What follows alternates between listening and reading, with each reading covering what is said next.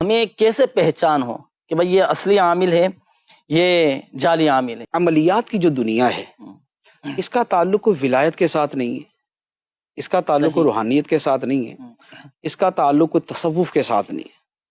عملیات ہے علاج کی ایک صورت، عامل اصل میں معالج ہے، عامل اصل میں معالج ہے، علاج کرنے والا۔ وہ علاج کرنے صحیح۔ والا ہے۔ ٹھیک، اب جب آپ ڈاکٹر کے پاس جاتے ہیں تو ڈاکٹر کے اندر تو یہ ہوتا ہے نا کہ بھی اصلی اور جعلی ڈاکٹر کا فرق کیسے کرتے ہیں۔ ہمارا جو عرف ہے اس کے اعتبار سے فرق یہ ہے کہ جس کے پاس ڈگری ویلڈ ڈگری ہے وہ اصلی ڈاکٹر ہے، جس کے پاس ویلڈ ڈگری نہیں ہے وہ جعلی ڈاکٹر ہے۔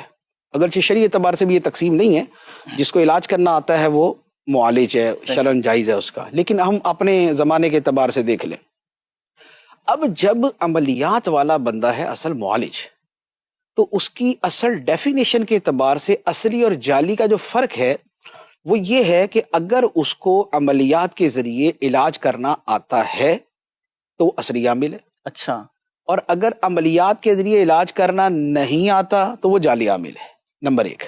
نمبر دو، اگر وہ عملیات کے ذریعے علاج کر تو لیتا ہے لیکن ساتھ میں فراڈ بازیاں بھی چل رہی ہیں اس کی، جیسے رنگ برنگی چیزیں نا کہ وہ جناب جھاڑیں گے تو تعویذ گر جائیں گے یا اور اس طرح کی چیزیں، تو اس کے پیچھے کچھ ٹوٹکے ہوتے ہیں، کچھ مسمرزم ہوتا ہے، کچھ عملیات ہوتے ہیں۔ تو اصلی جعلی کے اعتبار سے ایسا کوئی فرق نہیں آ رہا اس میں، لیکن پرابلم یہ ہے کہ ہمارے معاشرے میں عملیات کو علاج نہیں سمجھا جاتا، اسے ایک روحانیت اور ایک صوفیت اور ایک ولایت کے ساتھ جوڑا جاتا ہے۔ صحیح فرما۔ جب یوں جوڑا جاتا ہے، اب وہ جو آپ نے سوال کیا نا کہ اصلی جعلی کا فرق اب آ جائے گا۔ صحیح۔ اب اگر یہ والا معنی لیں، اور چونکہ لوگ اسی مفہوم میں لیتے ہیں تو لہذا ہمیں کلام بھی اسی اعتبار سے کرنا پڑتا ہے، ورنہ اصل تو عامل معالج ہے۔ اصلی جعلی کا مطلب آتا ہے تو اصلی ہے، علاج نہیں آتا تو جعلی ہے، تو اصل ڈیفینیشن وہ ہے۔ اچھا، اور اسی کی وجہ سے کیا ہوتا ہے، آپ نے دیکھا ہندو بھی یہ دم تعویذ کرتے یہ ہیں، بھی کرتے۔ ٹھیک ہے، عیسائی بھی کرتے ہیں، ٹھیک۔ تو ہندو عیسائی بھی دم کرتے، تو اب کیا مطلب کہ ان کے علاج سے اگر کسی کو فائدہ ہوتا ہے، اور بعض جگہ ہو بھی جاتا ہے، تو علاج کی ڈیفینیشن کے اعتبار سے وہ اصلی ہے۔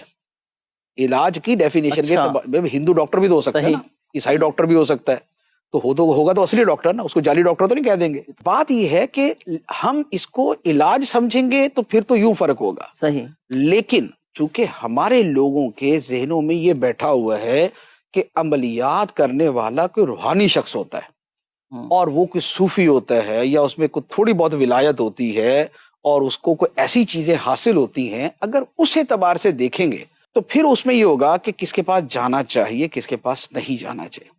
اب یہاں کے فرق آ جاتا ہے کہ جو با عمل ہے، جو متبع شریعت ہے، شریعت کا پابند ہے، اور حلال و حرام کا فرق کرتا ہے، پردے بے پردگی کا فرق کرتا ہے، اور اس کے اعتبار سے جو شریعت کے احکام ہے اس پہ چلتا ہے، پھر اس کے پاس جانا چاہیے۔ جو بے شرع ہے، بے نمازی ہے، دین سے دور ہے، نماز روزے کا حال کوئی نہیں، پردے کی اس کو تمیز کوئی نہیں، تو اب اس مفہوم کے اعتبار سے یہ جعلی ہے، پھر اس کے پاس نہیں جانا چاہیے۔ صحیح۔ تو اب اس اعتبار سے کہہ سکتے کہ یہ والا اصلی ہے، یہ والا جعلی ہے، تو یوں فرق کیا جا سکتا ہے۔ لیکن ویسے اس ذہن میں یہ رکھنا چاہیے کہ عملیات کا تعلق علاج کے ساتھ ہے، یہ روحانیت کے ساتھ نہیں۔ روحانیت والے کا دم اثر کرتا ہے، یہ ٹھیک ہے، لیکن دم والا روحانی بھی ہو یہ ضروری نہیں ہے۔ صحیح۔ دم کا تعلق کچھ مشقوں کے ساتھ ہوتا ہے، کچھ چلوں کے ساتھ ہوتا ہے، کچھ وظیفوں کے ساتھ ہوتا ہے، اور کچھ مخصوص اس کی زکوٰۃ ادا کرنی ہوتی ہے اس کے ساتھ ہوتا ہے۔ تو اس لیے مسلمان، ہندو، سکھ، عیسائی، ایون کہ دہریے تک، وہ بھی سارے کے سارے یہ دم تعویذ اور یہ کرتے، اسی لیے جو ہے وہ صحیح عقیدہ بد عقیدہ سب کا ہی چل رہا ہوتا ہے۔